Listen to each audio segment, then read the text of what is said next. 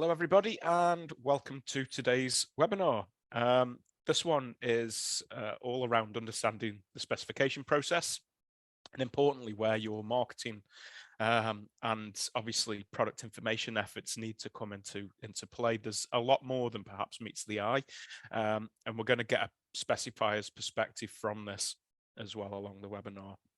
So just a bit of housekeeping. We're hoping the webinar is going to come in at just under an hour. Attendees' microphones are muted just for the sound experience to keep that constant. If you do have any questions, though, please feel free to drop them in the chat, and we will follow up with these separately once the webinar is finished. We do like to respond to all questions that get sent in, so feel free to send those in.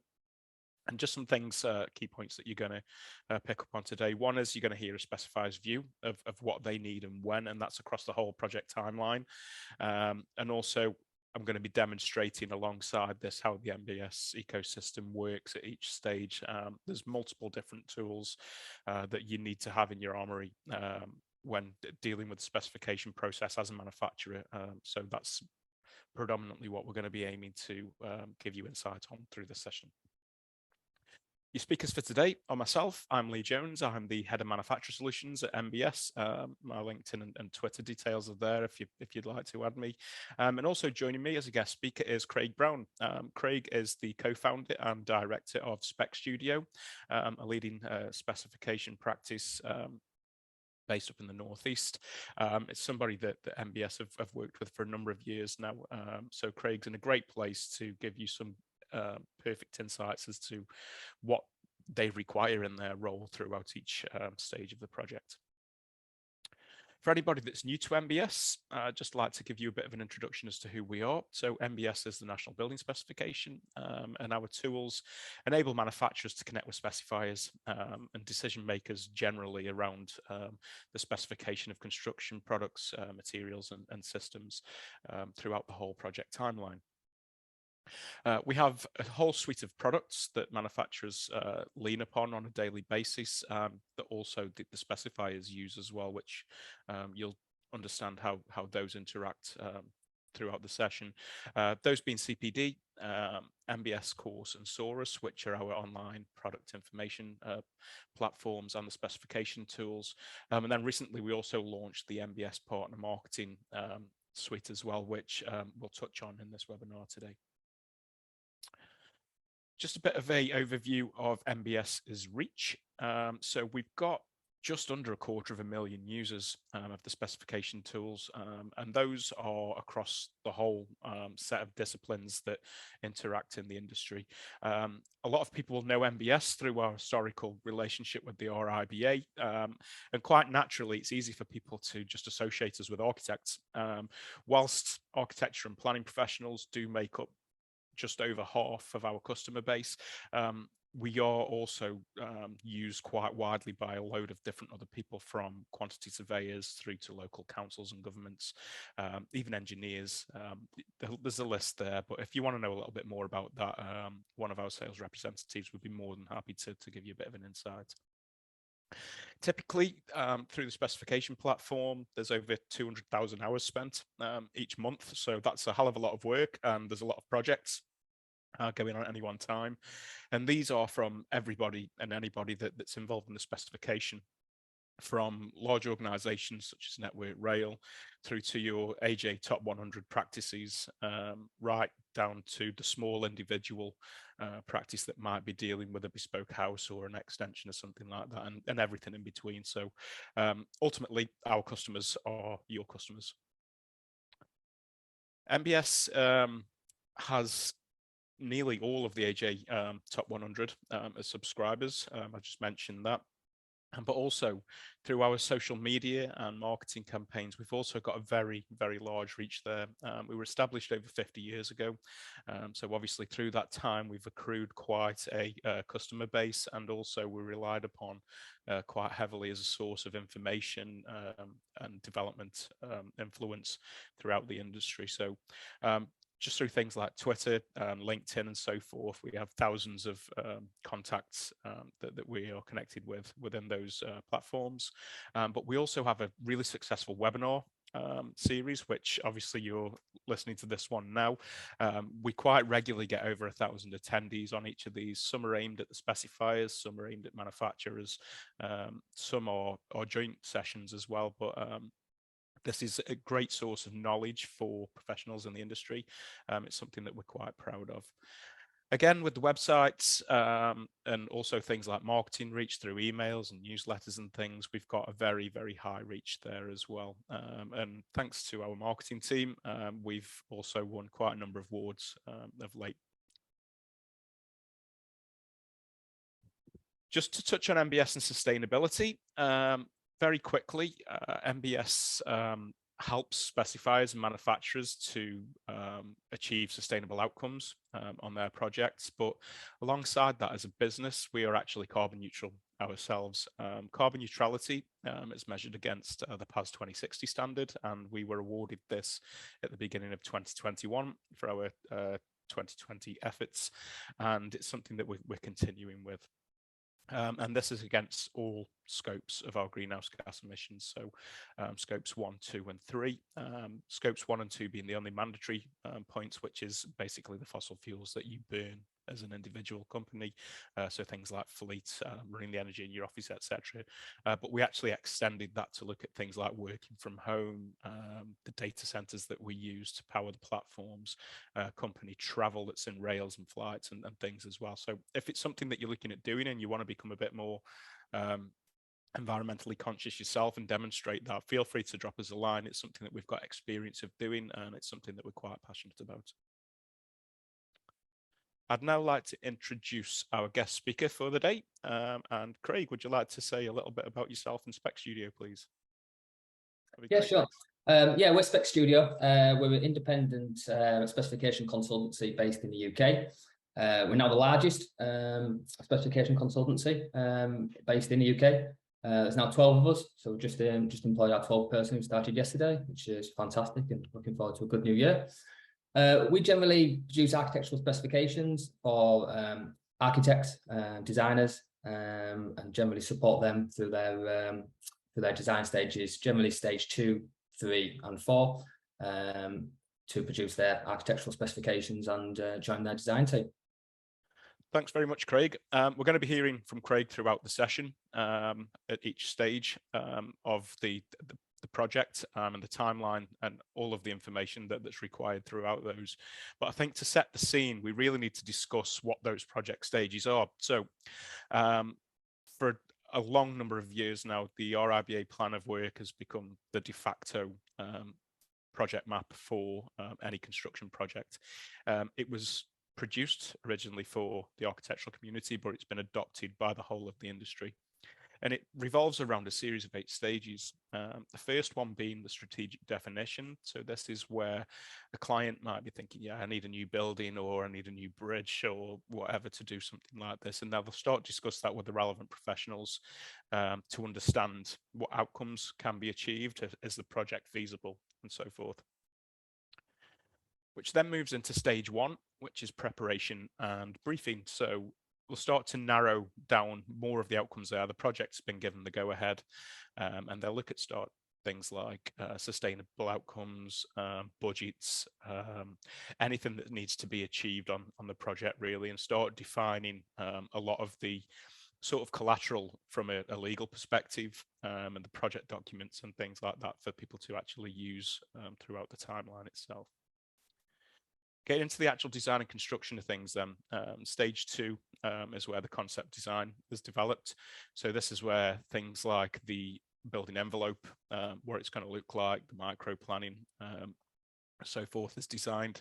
But ultimately, this is really where manufacturers' products can start to be included. For projects that are conducted using the BIM process, particularly if they're using the 3D software to design, you might see models now being downloaded and inserted in this particular stage, especially if it involves a building envelope. But also there's a lot of information that needs to be accrued based on the feasibility studies that were done in the prior stage as well. Stage 3 goes into spatial coordination, and the layouts really start to get more defined here now, and the specification itself at this point starts to become more prescriptive than descriptive. I'll touch on that in a little moment. And obviously those drawings, models, the written specification is starting to increase in information. So the reliance upon the data from the manufacturers is more prevalent at this stage.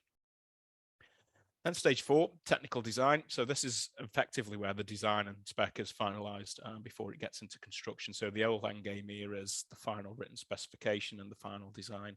A lot of manufacturers will target specifiers that are working at this stage, but as you've seen, there are obviously a number of stages before this where you can actually get some work done in building those relationships up to strengthen that possibility of specification in the final stage here.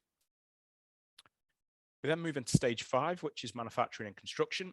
This was given the manufacturing heading on the 2020 revamp of the plan of work, just to factor in modern methods of construction. So offsite manufacture is now more common than it was a few years ago.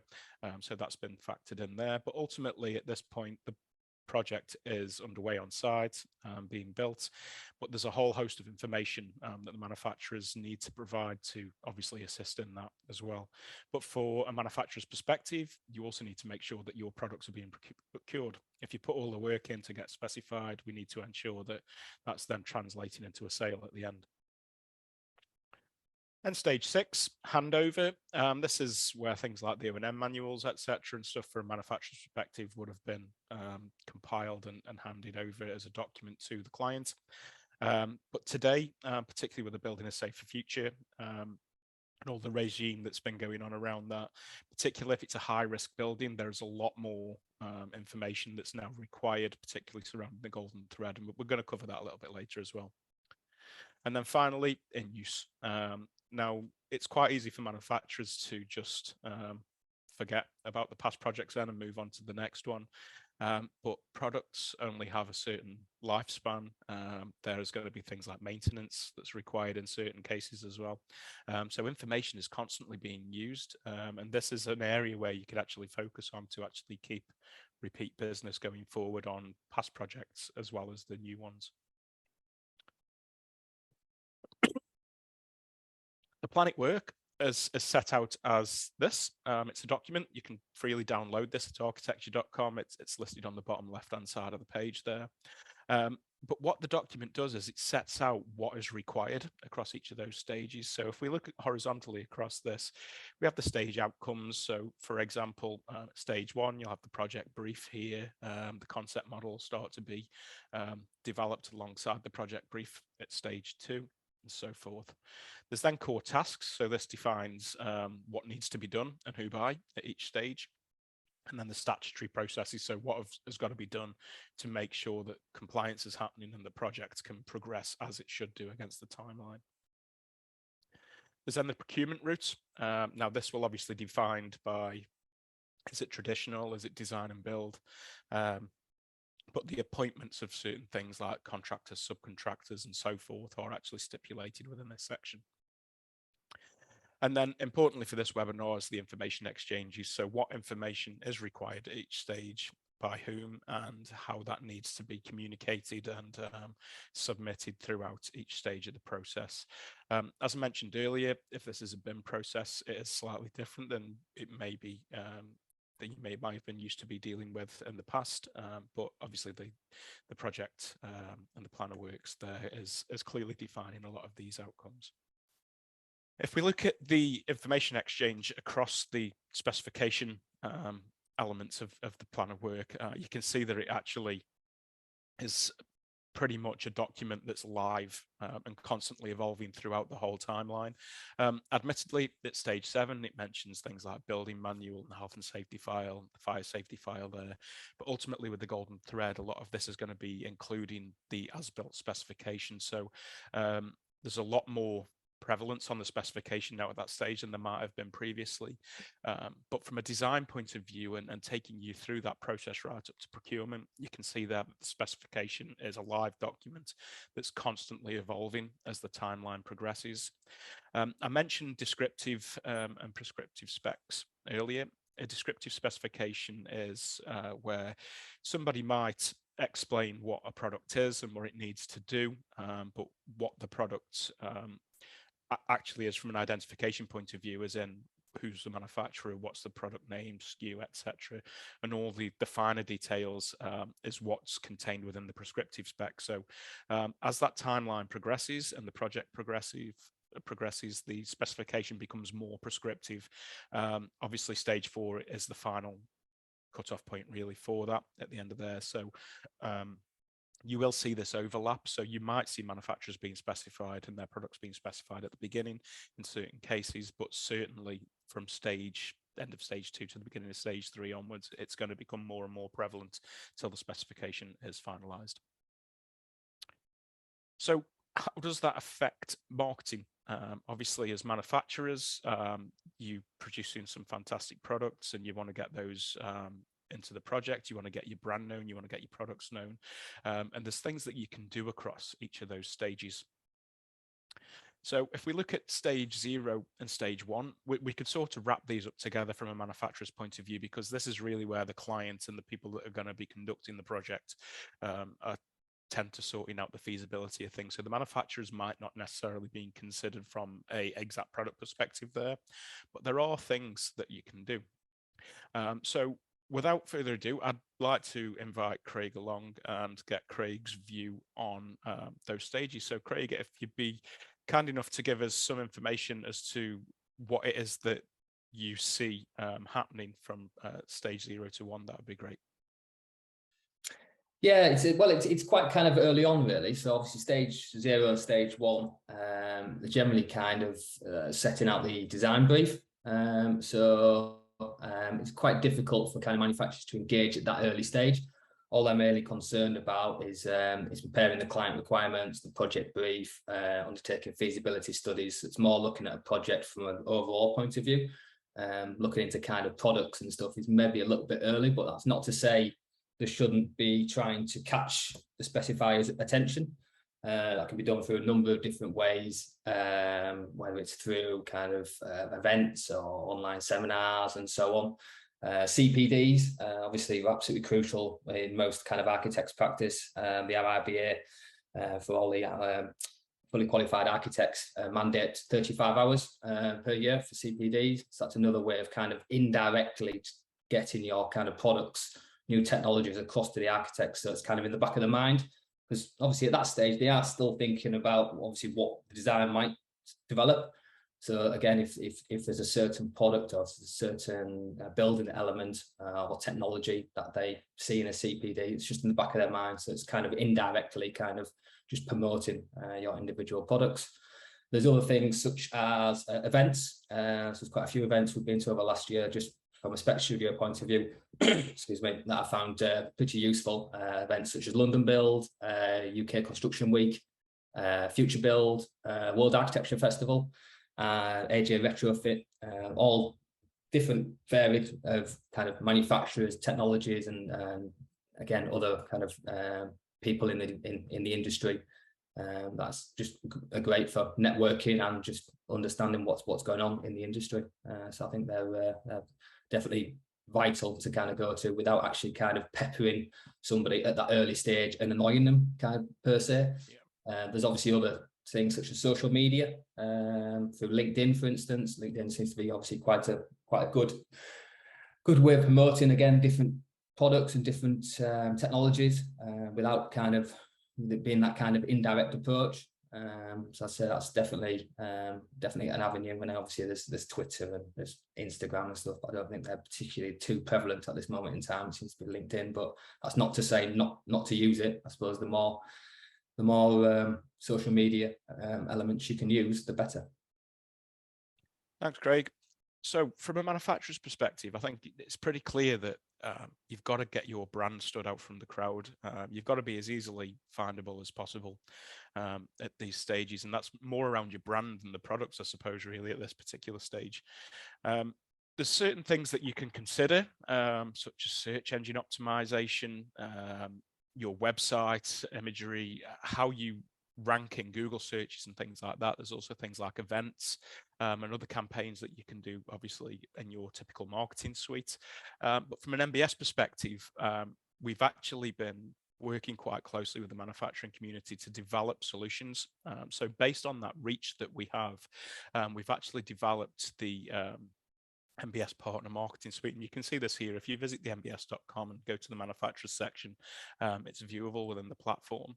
And what we've done here is we've actually curated a suite of offerings that we can tailor bespoke to suit whatever your requirements are, from direct partner emails through to research opportunities, webinar sponsorship, marketing campaigns, and even LinkedIn posts, things like that.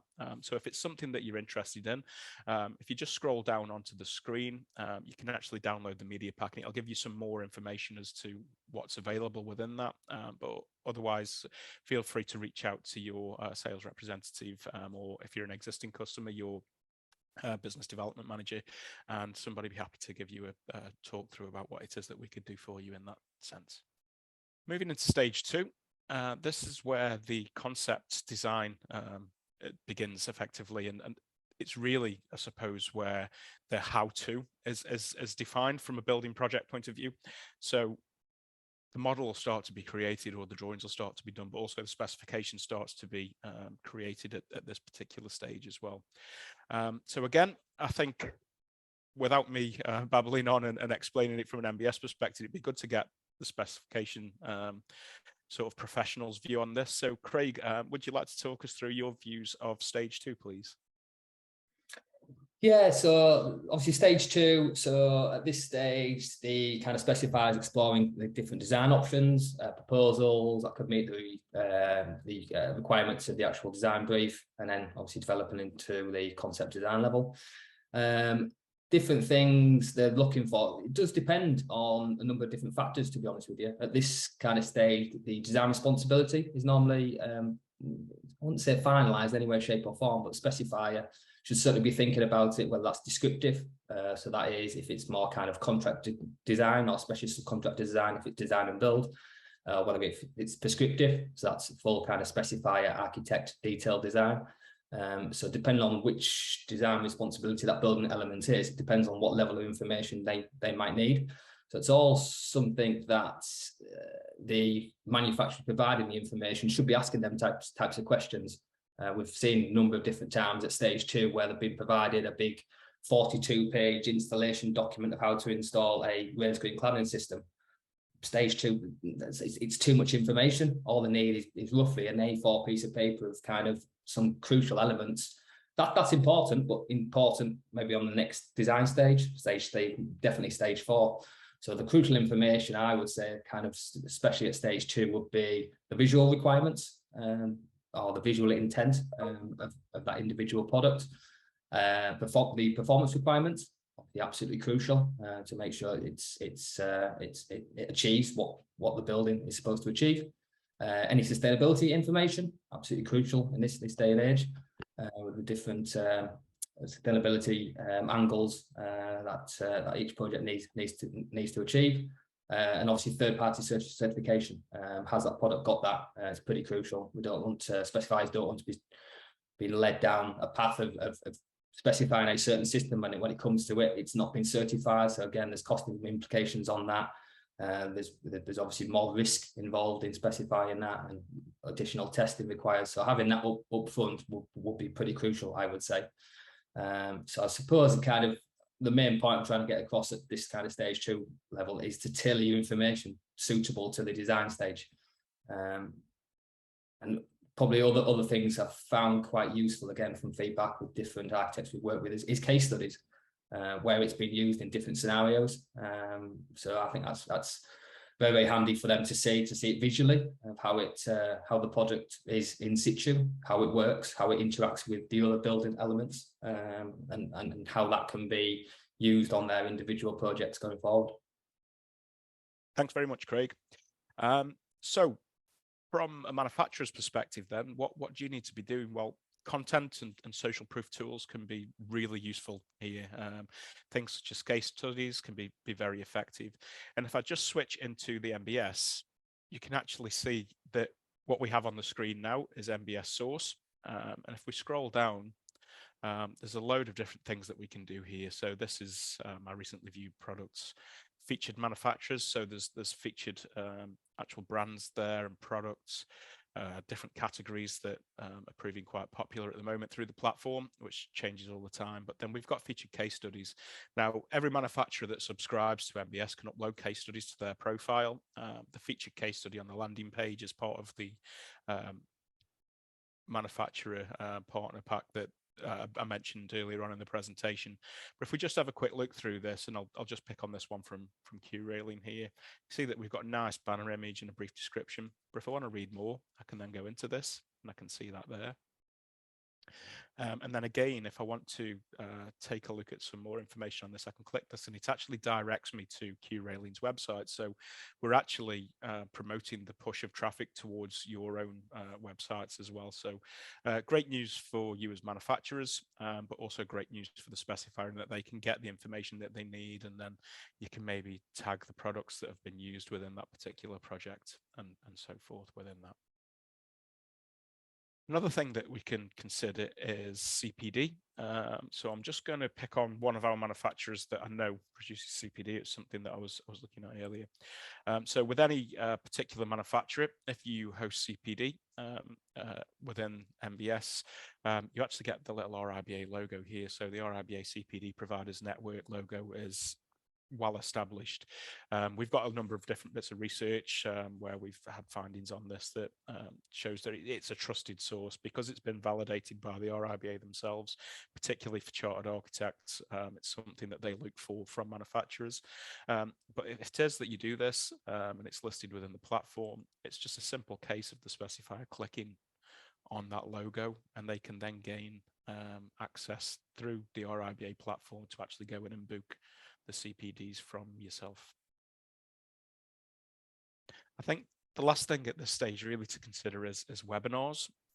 So quite similarly to CPD, specifiers will use webinars as a tool to actually gain information, to gain knowledge on specifying certain products, how they can be used, where they should be used, the limitations of them, how they can perform and so forth. MBS ourselves, we run a very successful webinar program, and you can see this here. I'm just looking at the manufacturers list that we've got. If you want to take a look at this, feel free to have a nose through that and take a look at some of the sessions that we've had previously to this one.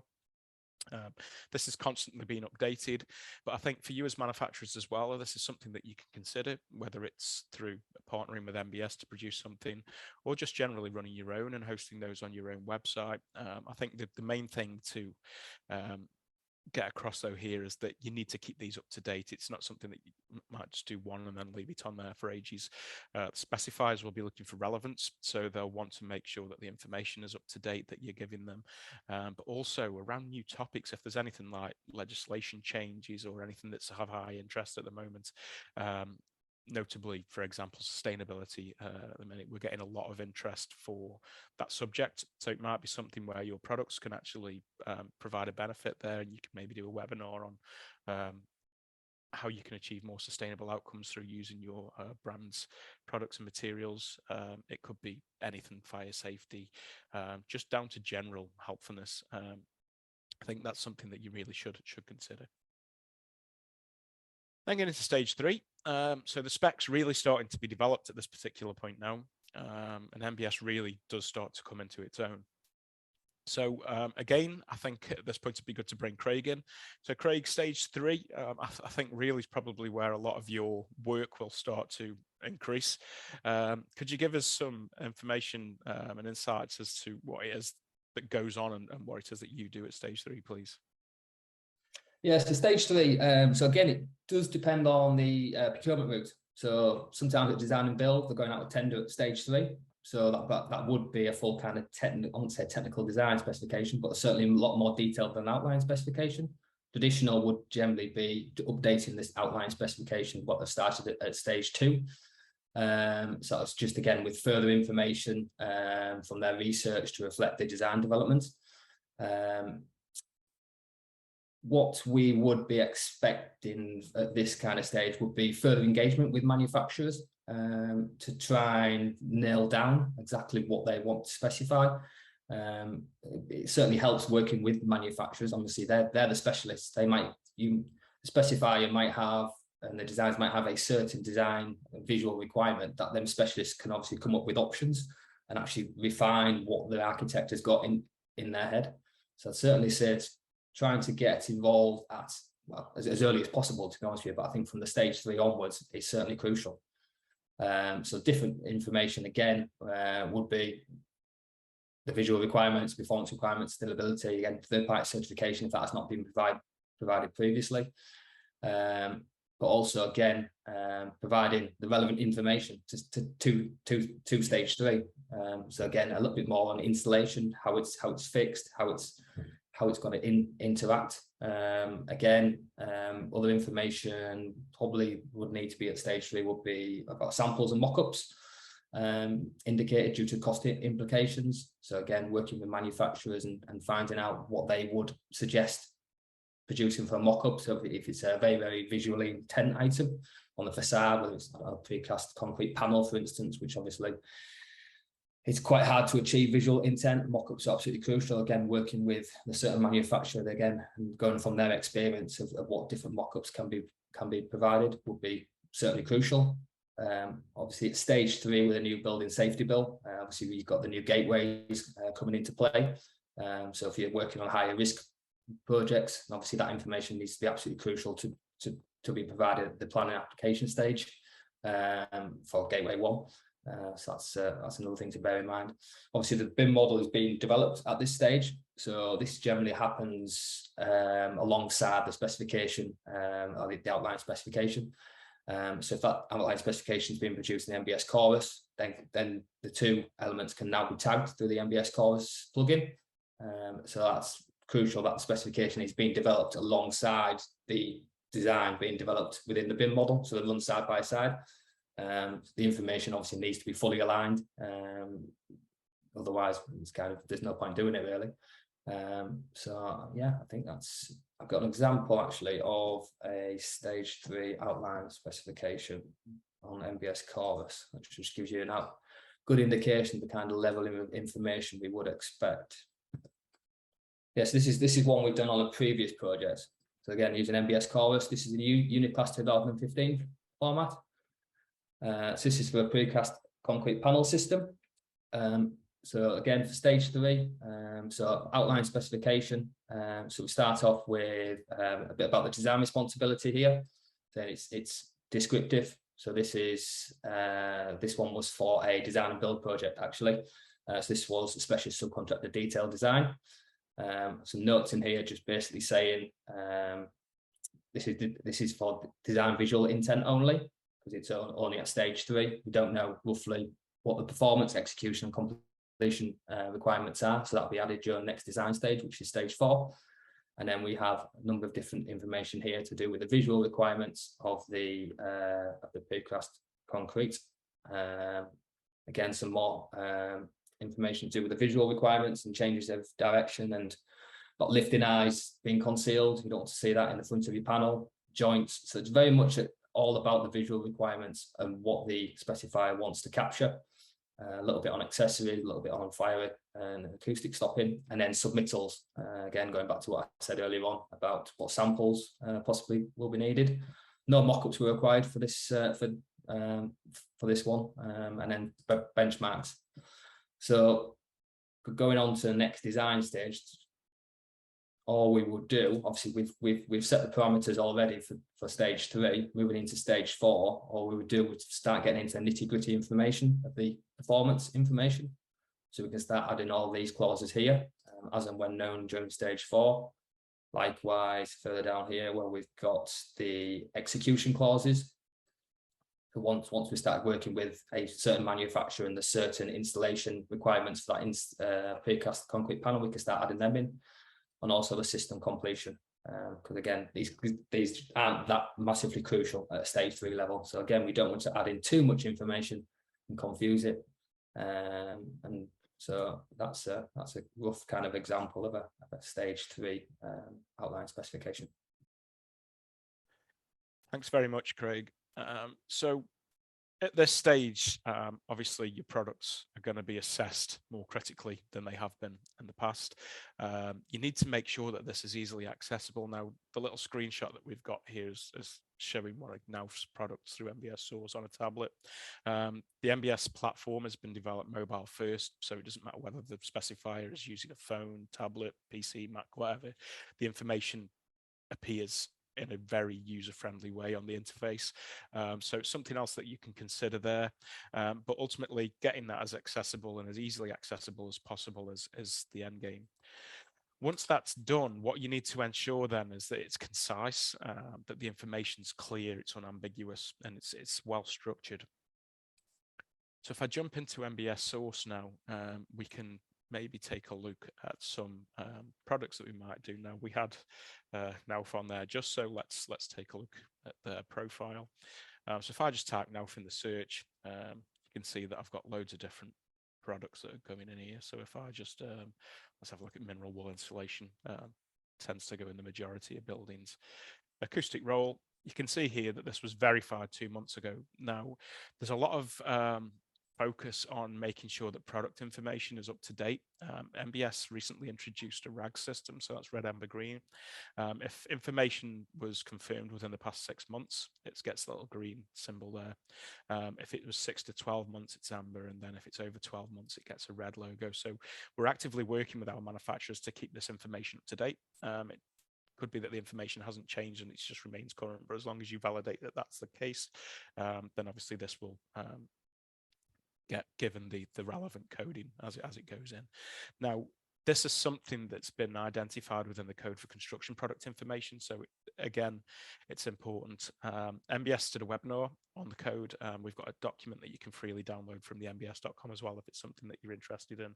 But you can guarantee that if you're working with MBS and the products that you have are listed within the platform, that they're going to be listed in a way that actually meets the requirements of that code. So not only are we saying that this is the best way of displaying this information, it's actually coming from CPI Limited as well. So we can see here we've got this insulation acoustic roll. It was verified by the manufacturer 2 months ago. Typical dimensions that the product's available in. Obviously, it'll come in a roll. So it's going to have a set width, and then it'll be by a certain length. If this was different physical solid product, for example, it might have the length, height, and width, etc. It's static, but you can see that we've got different information there. And again, if there's any product variants, this is available in different thicknesses. You can select from those. Any third-party certificates that the product might have are given a quick summary at the top, and then these are listed further down. We've got this magic add to spec button, which I'll get on when we get to stage 4. I'll show you how that works within there as well. But that's really where MBS's USP is. But from an information perspective, we'll have a typical application. So where is it used? Obviously, with insulation, this could go in a wall, ceiling, roof, floor, etc. So it's very useful for the specifier to know where the product can and can't be used. Likewise, if you've got a different product that might be suitable for residential use but not for commercial use and such, you can add that information in there as well. We then get into the description and then features and benefits, where you can add some of the relevant marketing collateral that you might typically add within catalogs and things within that. The certification that the product reaches, so a whole host of information there, right through to environmental handling and storage and so forth. Then got some general information. So this is what powers the filters in MBS Source. So likewise with anything that you might view online as a consumer, sort of Amazon, John Lewis, whatever, you're going to be able to filter by the size of TV that you want to look for and the screen resolution. And we set these filters in here for the different types of products that we have as well. So people can narrow down searches a bit more if there are hundreds, thousands of the same or similar products that they can choose from. We then get to classification, and this is really where it starts to get quite technical, particularly from a specification perspective. Now, a lot of manufacturers will be used to the common arrangement of work sections, and it's what's often referred to in the manufacturing sector as an MBS spec. It's something that I was more than familiar with working with over the 20 years as a manufacturer. But today, Uniclass is actually responsible for around half of all specifications that go through the platform. It was developed back in 2015 as part of the government's BIM mandate. And today it's becoming more and more seen as the best way of actually producing a specification and the classifications that go into it. So to make sure that we're covering both bases, MBS will actually classify all of your products to uniclass, but also classify those to cores as well. So if your specifier is working in either, they're going to be able to pick your products and use those. So as a manufacturer, if uniclass is something that you're not overly familiar with, I'd really recommend you sort of do a little bit of research on that, because it could ultimately mean that you are potentially pushing out half of your potential customer base there. Further down, we then get to the specification information. So MBS will structure all of your product information to suit the specification templates. So what we're talking about here is against every classification, you'll have a code, and then you'll have the product type, and each of those has its own individual product data template. And this is how the specification tool works. We'll take your product information and we'll author that in a structured format. It's all machine readable, so it meets the relevant new digital processes, and by that we mean we've got properties and attributes that can be read from one software to the next, in this case MBS Source and MBS Chorus, and also the BIM software as well. But all of that information is structured, it's really clear and easy to understand. And then we have additional things that you can add. So if you've got digital objects, CAD files, you can upload those into the platform as well there. But then we've also got links to literature, case studies, and then the third-party certification, and then similar products within that as well. We mentioned BIM, and you can see here that you can actually download Revit files from this manufacturer for their products there. We've got thousands of these on the platform itself, but it's also available direct within the software. We've got plugins available for Revit, Vectorworks, and ArchiCAD, and Bentley, I think, is coming online soon. But what you can see here is the MBS plugin in Revit itself. So if I was going to look for something like a window, for example, I can search for that and it brings in the results. You can see we've got 297 BIM objects that have the term window set within them, so we can easily search through and add those to the model from there as well. So not only are you getting that exposure through the website, but a lot of the designers will actually look to get this content direct with the model. It saves flicking from one page to the next and going in and out of the software. So it helps the process to become more efficient, but it just makes it a more improved experience. I think if anything, it stops people from getting frustrated with it. So yeah, you can add the project's details, product details into the specification through the BIM process. You can add it through the specification platform. There's a whole host of different things that you can do there. Now, stage 4, technical design stage. As I mentioned at the beginning of the presentation, this is where a lot of manufacturers will see this as the sort of the sweet spot to get in with the specifier. There's obviously a lot more work that can go on before this, particularly around the marketing that you can do and the different tools and processes that you can utilize to actually get into the specification at this stage. But in respect to stage 4 itself, I think it'd be good to hear from Craig as to ultimately what the outcome is here that you're looking to achieve. So Craig, if you could give us a bit of insights as to stage 4, that'd be great. Thanks. Sure.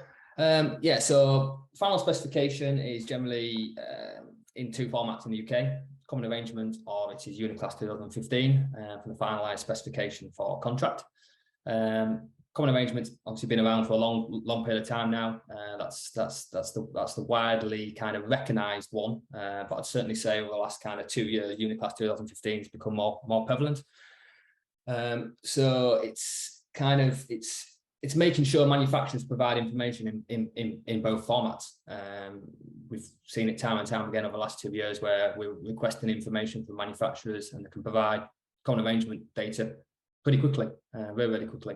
But when it comes to Uniclass, some of them kind of have no idea kind of what you're talking about, or just don't have the facility to do that. Where some manufacturers have got that on MBS Chorus. It's fantastic. They can invite the specifier in. They can obviously view their different products, whether it's in common arrangements, whether it's in a section kind of format, whether it's a H92 or so on, or whether it's in a system format or a product format within Uniclass 2015. So data can be copied straight over into the project, and that can be changed to suit, which from an efficiency point of view is absolutely fantastic. Obviously, you're getting the best knowledge from the manufacturer writing what they know best about their individual products, and then obviously the specifier knowing what needed to be changed for their individual project. So you're kind of getting the best of both worlds, really. I think that's been an absolute game changer. Obviously, we've got MBS Source as well, which manufacturers is obviously updating their most recent information onto them. That can be quickly added to the specification. But one thing I would say about that is it's still important to engage with the manufacturer. As much as information is very, very fantastic on there from an efficiency point of view, you still need to make sure you're speaking to that manufacturer to make sure it is actually suitable for your actual requirements. But again, from an efficiency point of view, it saves so much time. And again, making sure that information is tailored to suit the design responsibility, whether it's prescriptive or descriptive. But again, that can be down to the specifier to amend that information to suit, which is absolutely crucial. So again, it goes back to that original point of kind of manufacturers providing the right specification information for that design stage. This is where they want the full bulky 42-page or whatever it is documentation that's got all the installation details in there. It's got all the completion, the cleaning, and all that kind of the full nuts and bolts. So this is the design stage where that information becomes absolutely crucial. Providing that at the early design stage is just annoys people. They just lose interest, and if you lose interest with that specifier, they disengage with your product straight away. So I think that is pretty crucial. Going back onto what I mentioned about the gateway, for high-risk buildings, obviously this information needs to be absolutely crucial for submission for Gateway 2 before construction can commence, in accordance with obviously the Building Safety Bill, which I know Lee's going to touch on later on. For stage 4, we've produced some sample specifications for MBS, for the MBS Lakeside project. Did a previous webinar with Stephen on that one, but them specifications are kind of set at a stage 4 level, both in common arrangement and in Uniclass. They're sat on the MBS website. So if you want to see a kind of final stage 4 specification with all the completion and installation clauses, and what we class as kind of tender level or contract level specifications, they're available to download on the MBS website. Thanks, Craig. So yeah, as a manufacturer, your main aim here is to be getting into the final written specification. If you're not in at this stage, getting selected at procurement is going to be very, very complicated. You can see on the screen there, we've got MBS Chorus, and I think what I'd like to do now is actually give you an overview of how that physically works. So what we can see on the screen now is MBS Chorus. Chorus is MBS's specification tool. This is ultimately the evolution of those 50 years of being the national building specification. We started off as a book with templates that the specifiers could copy and fill in by hand the relevant products and materials that they wanted to specify, right through to floppy disk and then CD-ROM, and then it was a downloadable software. And now the whole thing is cloud-based, and it's all under one remit called MBS Chorus. You can see I've got a demo sample project here. Obviously, for GDPR reasons, I'm not going to go into any specific details from any of the clients' projects that we have working on, but this will give you a good overview. And how the specifier will go about adding one of the products within the system is this. So we've got a blank specification here, and what we want to do is add some content into. So if I was going to look for, I don't know, needle pile carpet tiles, I can just type in that and hit search, and through the keywords and the search engine optimization, Chorus will actually bring in a load of choices based on what I've typed there. So if I haven't typed something quite correct, or if I've used some terminology or a spelling mistake, I'll still bring in these options, but I've typed in that pretty much accurately there, and that's what we want to do. So I'm going to click on this now, and what that's done is actually brought in the template for a carpet tile. So obviously, if this was a window or a toilet or a green roof, it'd have a completely different template or set of templates if it was a system. But where MBS comes into its own is that now when I click on manufacturer, you can actually see here that we've got those products that are listed with an MBS source directly within the Chorus environment. So if I click through, I can see the application of where this is. I can then go and check the specification information, see what options the product's available in. And once I've decided that that's the one I want, I can just click add to spec. And as if by magic, the system has actually populated that template within this. Now, this might be the foyer carpet, in there, entrance hall or something. And then if there's any options, so if your product's available in different sizes, different colors, different materials, we can add all of those in. It doesn't automatically populate it with one, so this has got a multiple choice of different colors here, and we might be wanting green in there, so we can pick that. We hit save, and that is added to the project. Now, from a written specification point of view as well, obviously the specifier has to do a lot of work at this particular point. I think in a typical residential home, there's around 3,000 products and materials that go into building a house. If you get into something complex like a multi-story hospital or high residential apartment block or something like that, it gets up to potentially millions. So writing a specification for each of those is a very time-consuming process, but it's very intricate, and obviously accuracy needs to be addressed within that.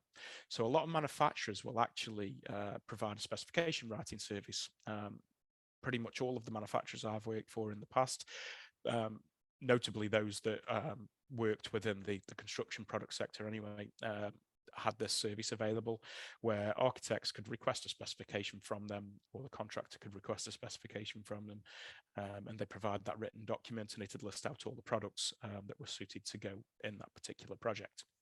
It's a great way of building a relationship with the specifier, and it's also obviously a beneficial tool for ensuring that you actually get into the final written specification.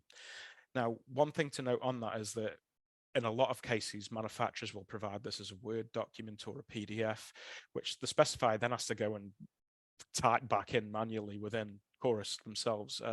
If the specifier is not using Chorus, there's no competing software for that. They're going to be writing things in Word. So the majority of people that you will likely come across will be writing their specs in Chorus. And we actually launched Chorus for manufacturers to do just that. So exactly as you've just seen there, you can add a product in if you're a manufacturer with a Chorus license. But there's also something called the masters functionality, whereas if I click on this, you can see I've got a series of masters here. Now, this is sanitary ware for different building types, and this is quite a sort of high-end residential development that we've got for this demo. So it might be that we want to utilize a standard set of products. If I'm a manufacturer, I might have products that I use for schools, products that I use for offices and so forth. Quite easily, or I might have systems where I might have a system A, system B that is suitable for different applications that might have slight differences, and instead of typing it out time and time again, I can create a master and I can just copy that in. So in this particular case, just to show you how that can work, we've actually got baths, shower trays and shower enclosures within here. In this particular bathroom, in this room, we're just having one shower, we're not actually having a bath, so I can delete that. And then what I can do is I can click on actions and I can click copy to, and I can copy that into my project. And then if I find the project that we're working on, it's the demo sample one, and then I find the specification that's within this, it's a sanitary ware, I can just click paste. And then if I go back into that project within here and find that specification, you can see that we've now added in all of those products. I can click in this. I can see this is Villeroy and Boch wash basin that we've added there, the sizes there, etc. So it's quite quick. So if your specification team, your sales team, are producing numbers of specifications as a service, really would advise taking a look at this. It can save you a hell of a lot of time, but ultimately it saves your customer a lot of time because they haven't got to manually then input this. You can work directly within the project. Or you could work within a safe environment where you can just copy it over from your organization to theirs, and they can reuse that as and when they need to. The last thing to then sort of consider here is analytics. So obviously you're putting in all this work. How do you monitor the return on investment? How do you know what projects you've been included in? And for MBS customers, anybody that's listed on MBS Source will actually get access to MBS Intelligence within the partner platform. What you can see here is we can go to the dashboard. Now, this is a dummy company that you can see here. We've actually set it up as MBS. So some of these figures are a little bit lower than we would expect because they aren't actual real products and projects that you're working on, but it's just to demonstrate it to you without conflicting any GDPR regulations or upsetting any of the existing customers that are listed within the platform. So you can see how many times you've been specified within a certain date range, how many leads are available from within that, what your particular product types are that have been specified, the latest leads, just as a summary, company overview of how you've been performing with the specifications, and comparison data for the past previous months or year, depending on what the date range is that you've sent. We then also have something called insights, and this is where you can actually start to compare yourself to competitors.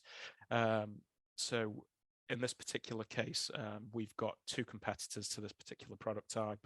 And in October, company BC19 got 100% of the specifications, and they got none in December. Obviously, if this was an area where you had a high lot of different manufacturers within there, that the data would be a lot more rich than that. But for demonstration purposes, we thought that would be quite simple, a quite simple way to show you. You can filter it by your different product types. So if we go down to something else, I don't know, let's look for insulation within here. I don't know how to pick on anything. Kitchen drawer units, let's take a look at that.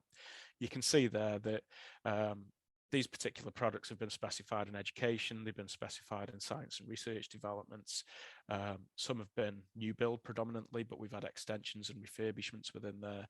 And then we can see the stats of how we've been performing against the competitors within the platform listed within there as well. Then moving into the leads, we'll have the project name, the product that's been specified, the location, what work stage it's at, who the contractor is, and so forth.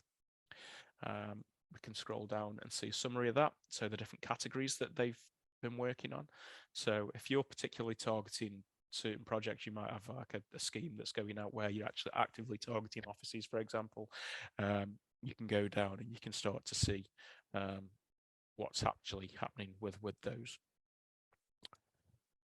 But then the real sort of benefit comes from the product specification data. So what you can see here is we've got the concrete block wall with plaster has been specified by Crowther Associates on Bexhill ophthalmology project, and it's in East Sussex, the date it was done, and how many times that product's been added to the specification. If you are actively looking at gaining leads where you can make that communication or understanding who's been specifying your products, that's one of the things that we do. We also produce this as well for things like your literature and your case studies and things. You can see how they've been performing as well within the platform. So moving on to stage 5, manufacturing and construction. This got an update in the 2020 plan of work changes to acknowledge offsite manufacture or modern methods of construction, however you want to coin it.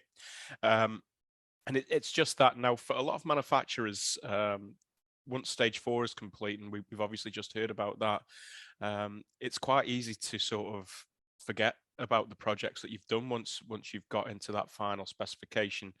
But I suppose the most crucial thing is to make sure that specification results in a sale. Just before I go into what MBS can do in terms of assisting you as manufacturers in that, I think it's probably good just to hear back from Craig as to what the specifier's views are at stage 5. So Craig, if you'd be so kind, could you give us some insight as to what your requirements are and what the workload is at stage 5 for the specifier, please? Yeah, well, there's kind of 2 elements to this, because there's obviously when there's a contract spec, so after stage 4, that spec shouldn't be changed. Obviously, the contractor signed up to that. So if there's a requirement for an as-built spec, which is obviously more prevalent now, it's important that specification is copied over and started again and renamed as an as-built specification. The contract spec shouldn't be changed in any way, shape, or form. It's a brand new specification, and the terminology changes. So obviously, pre-contract, the specifications form normally in design and build, obviously form a employer to contractor or in a traditional, it's from the architect to a contractor. Obviously, post-contract, the specification terminology changes from contractor to subcontractor. So it's important that terminology it shouldn't be just updating that specification as it goes along. It has to be a point in time, again, for tracking purposes and for QA and QC purposes, that there is two separate specifications. There's a point in time for contract, and then there's a point in time the as-built starts, and that gets updated during stage 5 as and when, because there might be contractor proposals coming back. So there's obviously going to be changes to the design, and obviously that needs to be captured. So I suppose that's the crucial part, especially when you come to stage 5. Otherwise, there's no line in the sand. Obviously, there's a contract spec, but it's kind of becomes wishy-washy of who's instructed that change, when was it instructed. So I think that's a definite kind of thing to be aware of when it comes to stage 5. Thanks very much, Craig. So yeah, we've just heard from the specifier, and there's a lot obviously that you need to factor in, but making sure that specification results in procurement can be quite a challenge. Now, a lot of the manufacturers that I've worked for over the years, and a lot that I deal with now day to day, working for MBS, have quite a siloed approach to tackling this. There's multiple systems, multiple tools, multiple channels that you can use to follow through the specification, to engage with the contractors, the subcontractors, and generally those people that are responsible for the procurement. One of these tools that people use could be Glenigan. Glenigan is an online portal that contains project information, very detailed project information on the status of projects, who the responsible parties are, the contractors, for example, or the engineers, as well as a whole myriad of other details. Now, some of you may know, but some of your listeners may not know, MBS and Glenigan are actually part of the same company. So we're both owned by Byggfakta Group, who are a Swedish technology firm. And through that ownership, we're able to actually have a two-way stream of data between the two platforms. Now, this has recently been enhanced by MBS and Glenigan to actually provide direct links from the specification platforms directly into Glenigan. So where you might have dealt with things in a siloed way previously, you can now go from those specification analytics and the project details that are contained within MBS direct to the exact project within Glenigan. And I'm going to show you how that works. It's based on a fictitious manufacturer. Unfortunately, because of GDPR, we can't show you a exact manufacturer's details, but we're just going to configure the date range there, and we're going to scroll down. You can see that it's Jones Roofing, obviously somebody that doesn't exist. And if we look at Cadogan Street here, you can see that we've now got this Glenigan link. And if we click on that, it automatically opens up Glenigan. This is dependent on a Glenigan subscription, as well as MBS, but we can then go and see the details. So we can take a quick look at the image here. It might be that one of your sales representatives or one of your technical representatives has been to site, and they can recognize that as, yeah, that's that building. But then we've also got all of these very intricate enhanced details here of if the tender's been returned, the whole date range of when the project was updated by the Glenigan team. The Glenigan team are doing this day in, day out, so it's very, very good. But then moving further past that, we've then got this really rich set of data as to who the key stakeholders are, and the relevant contact details for those projects. For a manufacturer, this can help your sales teams really find efficiencies. So through that seamless link, it's going to help you do things a lot more effectively than you might have done before.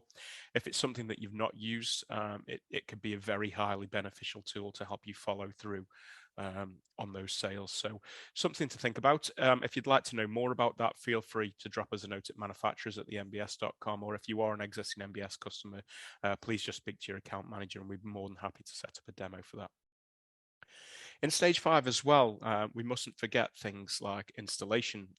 So obviously, once the building's built, or being built even, the things need to be installed. So on MBS Source, and we can see here a great example from Velux, through their associated literature, there is actually a lot of installation instructions hosted within that. So direct from a phone or a tablet or whatever the contractor's using on site or as to hand, they can very quickly access all of that project information. And this can come direct from the spec. It could come direct from MBS Source.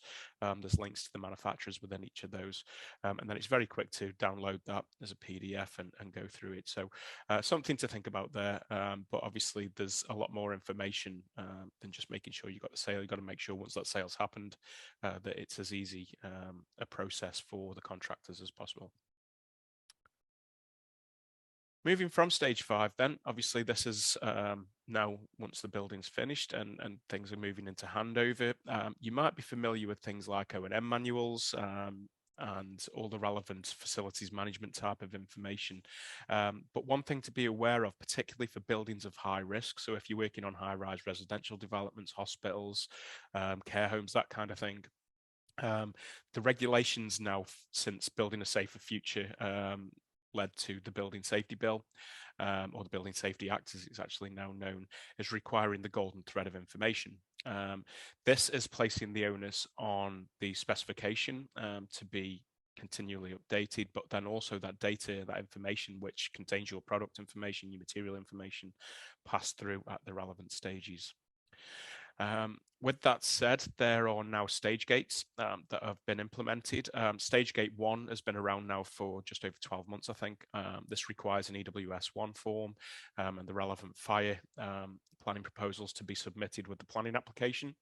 But this year, stage gate 2 and stage gate 3 are also going to be introduced. Now, stage gate 2 is going to be a process where the building regulator is now going to have to assess the design specification and the design model or technical details, whether those are 2D drawings or 3D.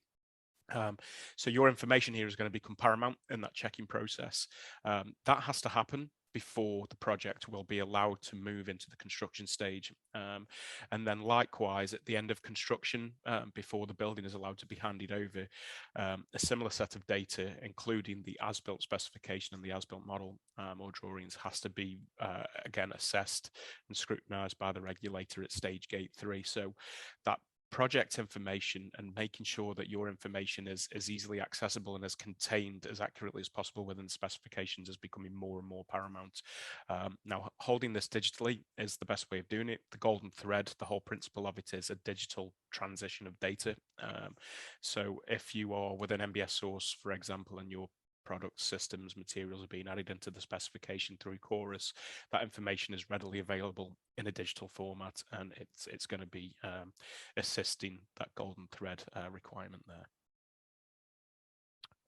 Finally, the in-use phase. Obviously, there's facilities management to factor in here, maintenance schedules, the data, longevity, all of the relevant data that MBS are asking actually within your listings within MBS Source can be utilized at this particular point. But for you as a manufacturer or a supplier of construction products, maintaining those relationships with the specifiers and the contractors is obviously a paramount thing to consider. Now, I think the best way of explaining this is that it's not a linear process with a start and an end. It's very much a cycle. So at this particular point, using things like Salesforce, CRM systems to make sure that you've got the relevant information relating to those relationships that you have with the specification community, and you can touch base with those on a regular interval, is absolutely paramount. But then this is where CPD starts to come back in again. So if you're not utilizing CPD, or if you are utilizing CPD, it's a good point here at the end of the project to engage with the specifier or re-engage with the specifier to understand if there's any learning scenarios that they might want to refresh upon. There might have been some obstacles on that particular project that they think, yeah, actually we could do with learning a little bit more about that. Or otherwise, there is the next project coming along. So you can then start to facilitate the CPDs that are required for that particular project off the back of the relationship with the last one. So that's the end of the presentation for today. I'm just going to do a quick wrap up and summary. So what we have sort of recognized throughout this is that specification's got many facets. It's not just a one-sided approach where at the technical design stage you need to get your products into the specification. There's a whole suite of tools and options available to you throughout each stage of the construction project. MBS can help you with those. So you really need to consider your marketing mix across the project timeline, whether that's social, CPD, structured or digital project data, analytic portals. There's a whole host of different things that are available to you there throughout that project timeline. Obviously, this goes without saying, you need to make sure that your brand and products are easily found. So what are your USPs, particularly if you've got benefits surrounding, I don't know, say fire safety or sustainability, as long as you can avoid greenwashing, and we'll be more than happy to talk you through the ins and outs of doing that. Make sure that you're listing these, stand out, make sure that your projects or utilized to the best ability, use case studies from those, and then your products will follow suit and continue to be specified moving forward. MBS provides leading specifier engagement tools. If you like what you've seen today, if you've got any queries about anything that you've seen or want to know more, please feel free to just drop us a note. MBS Source, which is our online product library, which you've seen in the presentation, allows your products to be added to the spec in one click. It auto-populates the specification, which saves the specifier a hell of amount of time from manual input. And then the integration with Glenigan helps you connect those dots to the procurement processes. And then finally, retaining those relationships is paramount, and you can utilize things like your own CRM system, social media here, for example, but obviously CPD as well to help continually re-engage with the specifiers in that cycle. That's it. I wish you a pleasant day. I'd like to thank you so much for joining us, and a big thank you to Craig from SpecStudio for providing such valuable insight today. So thank you very much, Craig. If you'd like to know more, the contact details are on the screen there, and we will follow up any questions that you've submitted afterwards by email. I've been Lee Jones, and thank you very much.